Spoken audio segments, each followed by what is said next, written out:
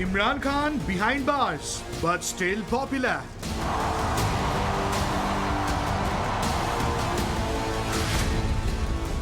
As Pakistan remains on edge.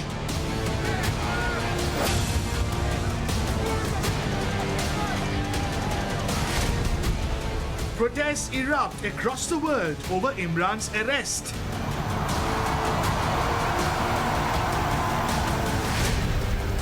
Will Pakistan Tehreek-e-Insaf free Imran? Can Imran escape the PMLN chains?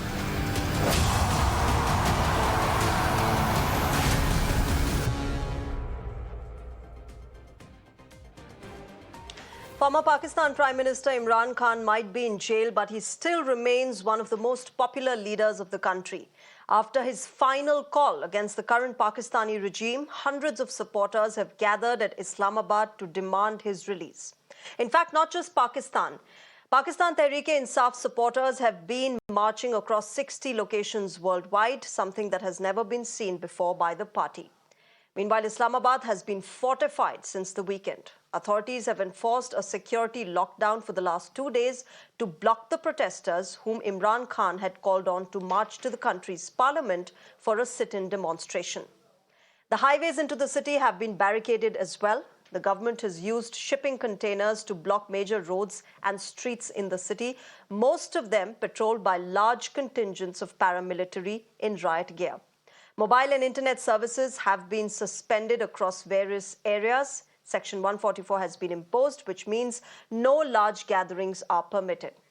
The protesters demand not just the release of Imran Khan and other detained leaders of the party, but a reversal of what they claim was a rigged election and the restoration of the judicial independence by revoking the 26th Amendment of the Pakistani Constitution. Now, while all of this continues, here's what the current Shehbaz Sharif government is grappling with. Economic challenges. Remember, the IMF has already given a $7 billion bailout package this year. Inflation is at an all-time high. Taxation policies are impacting the salaried. And of course, the perennial security concerns in Pakistan.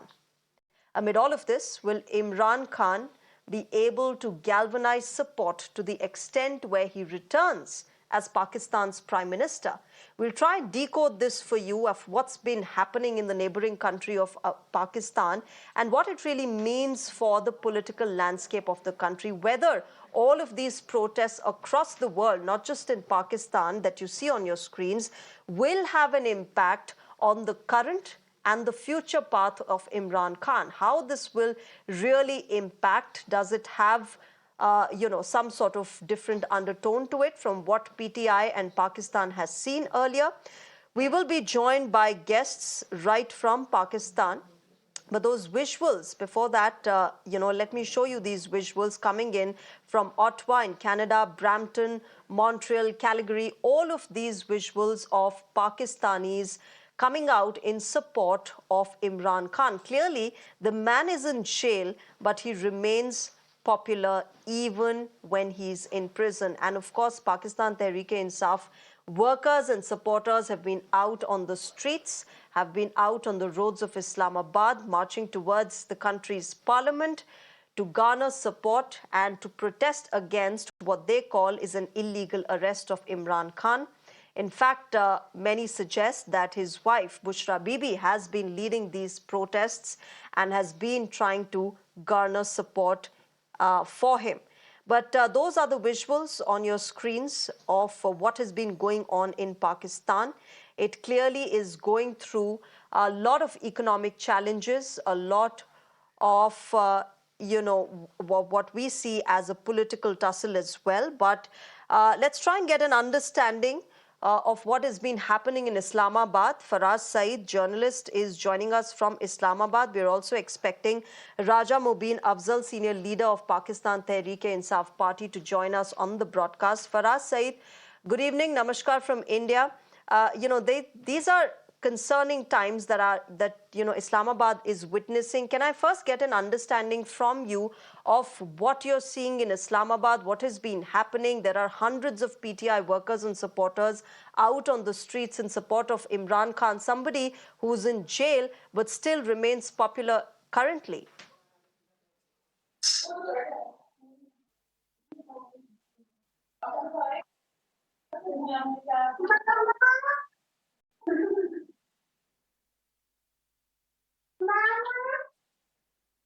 All right, we'll try. Yes, Shreya, thank you so much Faraz, for are you having able me. to hear me? I'm not sure if my Yes. voice is clear.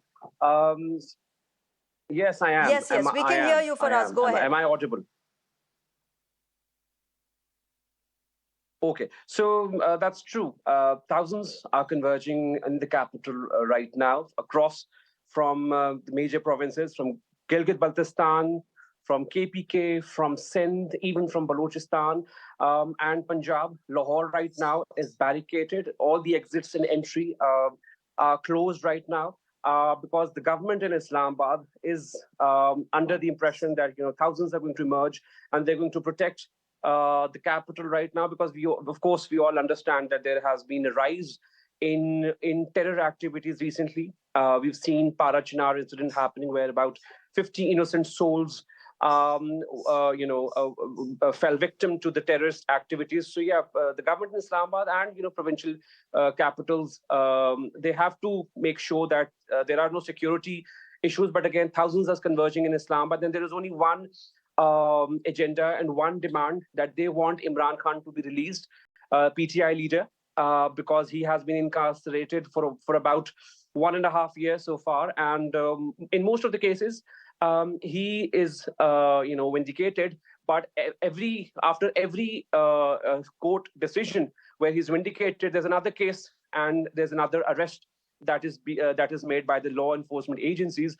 So yeah, thousands are converging in Islamabad right now, and there's absolute lockdown across the cities, including digital lockdown that we're all facing right now. So understand from you, the fact that Imran Khan remains in jail, yet he's able to garner the kind of support that we are witnessing in Islamabad. What does it say? What does it say about the kind of, mandate that he once enjoyed, the kind of popularity that he still enjoys, and the current regime's response to these protests? There has been a crackdown, clearly. Mobile internet services, as you said, are suspended. Islamabad is fortified. How are they really viewing this? Yeah, so the idea is that Imran Khan, after May 9 incident that we all witnessed, was fell from the favor of the establishment, and ever since he's been in the jail after he was arrested by Rangers. But the point is, after Feb 8 elections, Imran Khan was able to get a major mandate back.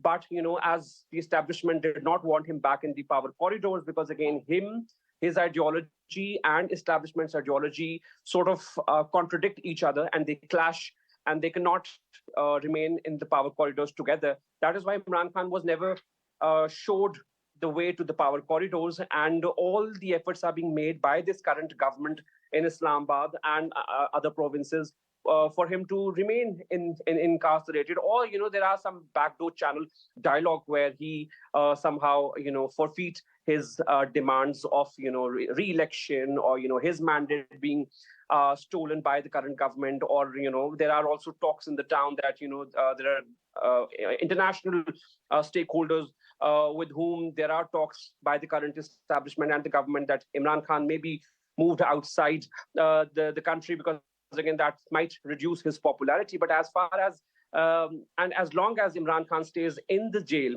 his supporters would feel that Imran Khan is like next Nelson Mandela, who is incarcerated in the prison, and he has nothing to do with all the bogus cases that have been made against him. And he's the only person who will rescue the people of Pakistan from the current mess that they are in right now. And for us, does the Pakistani Awam, do the Pakistani citizens also feel the same way? Do they resonate with how PTI views Imran Khan, that he'll be the next Nelson Mandela if he continues to be in jail and the current regime doesn't do anything about it? You see, on this question, I can only present my analysis, because, again, the ground realities are very different and they're changing by every day. So, what we saw in after 8 Feb elections, that, there was a massive turnout in the polling, and people really came out, even in Punjab, to vote for Imran Khan's party. And of course, we all know that his party was not allowed to contest the election. And despite that fact, his nominees who contested elections independently won most of them.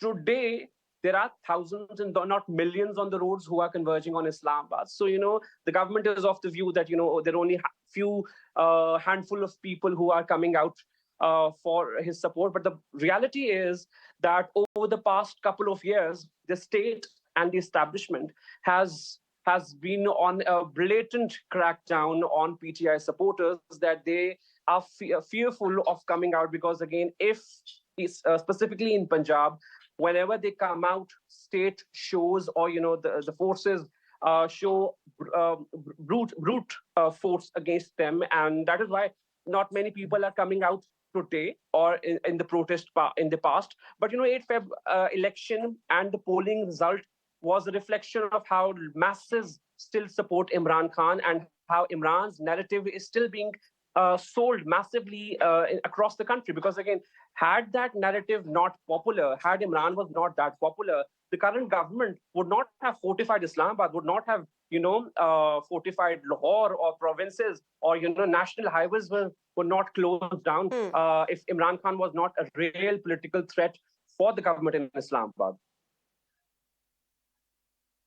Yeah, Faraz, but with these kind of protests, what are the PTI workers and supporters trying to achieve? Because legally the cases will go on. There are several cases that still go on against Imran Khan. He will remain in prison despite, perhaps earlier relief that he has got in a few cases. But will it really help them substantially in terms of the legal course of action? I have been always of the view that Imran Khan's political grandeur always works in the larger shape. But as far as the political rallies are concerned, long marches are concerned, I mean, we witnessed one of the biggest and longest sit-in when Imran Khan was protesting against Nawaz Sharif's government around 2013 or 2014 sit-in. That was a massive one where even millions turned out. But if that massive turnout or sit-in, or the longest sit-in, could not remove the government from Islamabad, the current little, movements would not be able to move the government. However, the government is feeling the pressure, because, the current mobility objective is to ensure that, the government is under the pressure. The government has to do something about it, because they're keeping the government on toes with these mass mobilization. We saw the same one last month, even in the preceding month. And of course, right after US elections, there's a lot of hype in Pakistan amongst PTI circles that, the regime change in the United States of America somehow trumps closeness towards Imran Khan, might be productive for Imran or his party. So, these mass mobilization are somehow little battles for a larger war to be won by the PTI.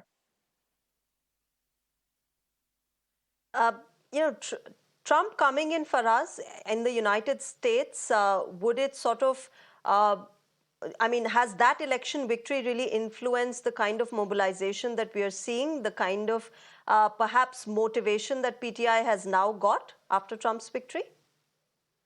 Of course. If you tread like a month before, night before U.S. elections, there was an amendment that and a bill that was passed in National Assembly, which extended the tenure of Pakistan's army chief.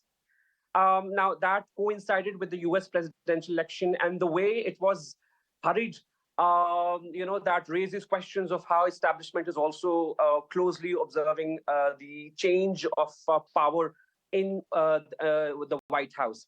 Secondly, a lot of Pakistani politicians, the politicians who are in the governing party right now, the People's Party and PMLN, they have been biggest critic of Trump and the way, his capital resurrection was all about.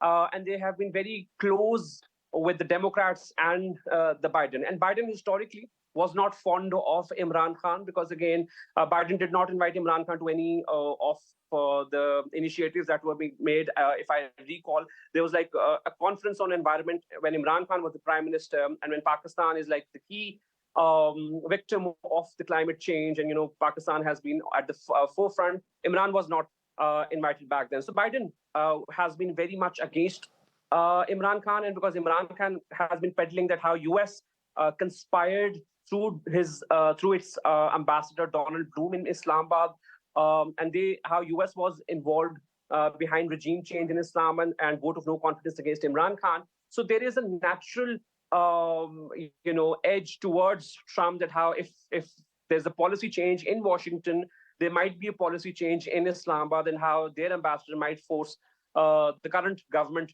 to change their ways with Imran Khan as well. So there are hopes amongst PTI circles that the change of hands in power in Washington or White House might have changes or might change Imran Khan's future in Pakistan.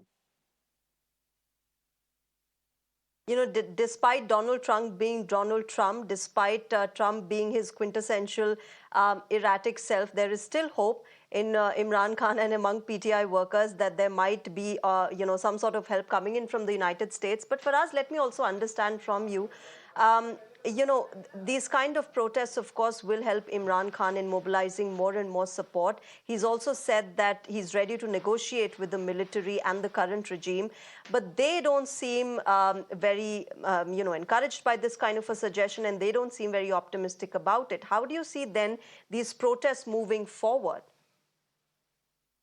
You see, there has been, so in the past, there were inside informations of how there has been a wheeling and dealing. There are backdoor channel negotiations and dialogue.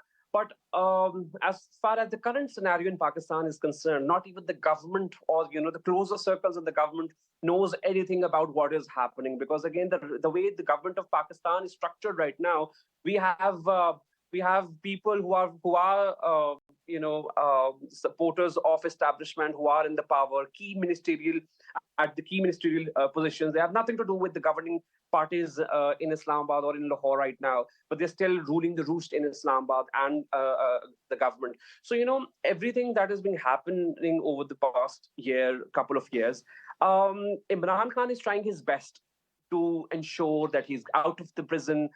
Somehow he wins the cases, and he's been winning the cases. But the point is, case after case, every time he is vindicated from one case, there's another case waiting for him. And there are about, he claims that there are about 100 of cases against him. Now, most of them are bogus because, again, anti-terrorism laws are being used against Imran and Imran's party. And of course, that is political engineering, because in the past, accountability laws, anti-terrorism laws are being used and have been used against political leaders, and they are politicized. Most of the cases are politicized. Most of the cases are bogus. And yes, we've seen this is not a new phenomena. The only thing that Imran wields right now is like street power, and because there's a famous saying that if the only tool that you have is a hammer, then every problem has to look like a nail. For the establishment, the only tool that they have right now is brute power. And the only tool that Imran right now wields is, street power. So they're using their tools smartly, and let's see which tool exhausts first, and which tool succeeds in achieving the objectives that are being entrenched right now. This is despite, Faraz, the fact that Pakistan has not seen very many civilian prime ministers completing their tenures. That's what happened with Imran Khan. That's what happened with his predecessors as well. So what kind of hope, remains within PTI and with the people of Pakistan? The military is still there. The current regime, Shehbaz Sharif government, is also, working in collaboration with the military, of course. But what is that hope? What is that thing that, keeps on sort of working for Imran Khan, that the military will sort of step away and give him the seat and give him the power? So speaking honestly, Pakistan in its 76 years of history, so the people of Pakistan has always loved establishment ever since there has been, ever since there was a martial law. Ever since there was a martial law, it was always rejoiced even by political actors in Islamabad and across the country. And most of the provinces have always been led by the remnants of martial law administrators. You know, we've seen Bhutto, we've seen Zia, we've seen Ayub Khan, and like the brutest of all them. But something has changed over a couple of years. Before this, it was Nawaz Sharif and his party, which realized that, you know, establishment, we have to distance ourselves from the establishment. And after vote of no confidence in 2021, it was PTI's party which realized that, you know, we should not be making establishment as, you know, the father of the nation, as every party has been clouting in the past. So that has changed. People love their soldiers. People love the sacrifices that the forces have made, and they're still making sacrifices, and we all acknowledge that. But people have realized that, you know, establishment cannot be power brokers anymore, which is why there has been a lot of street mobilization. Can you imagine? Now, it is an open secret and it is an open truth that, you know, we have an army chief who is leading economic policies in our country. And it is not just my observation. It is there's an actual SIFC panel which you know, propagates economic policies and which makes laws about economy. It is an open reality in Pakistan, and you know, even political leaders are, you know, rejoicing how army chief success is linked to Pakistan's success. But on the ground, people are not ready to accept that, and people are finally, you know, reflecting to the calls which Imran Khan has been making, which is why, you know, Imran, on the other hand, has been very smart in, you know, curating and charting up the narratives. Before his arrest, Imran was like, he respects the institution, but he does not respect, and he's accusing only few of the characters in the top brass of the establishment. And then later on, he said like the entire establishment is against him, and his fight is against the establishment, the status quo that has been ruling Pakistan for good 76 years. So yeah, people are reflecting and reconnecting with Imran's narrative. And as much and as longer Imran stays in the cell, people will continue to reflect and connect with Imran's narrative, and that his entire agenda is anti-establishment. Although Imran himself was a product of establishment, and his election to the power corridor was a result of election engineering by General Bajwa in the past. So yeah, I mean, all the politicians, whoever goes into the prison cell, their fight is always against the establishment. This time, it's the public which wants to recuse itself from the establishment's umbrella in the country. Okay, we'll leave it there. Faraz Saeed, thank you very much for speaking with us on Mirror Now and breaking this down for us and helping our viewers understand the entire situation and you know, the developments that have been happening over the weekend till today in Islamabad. Pleasure having you on the show. Thank you very much for joining us.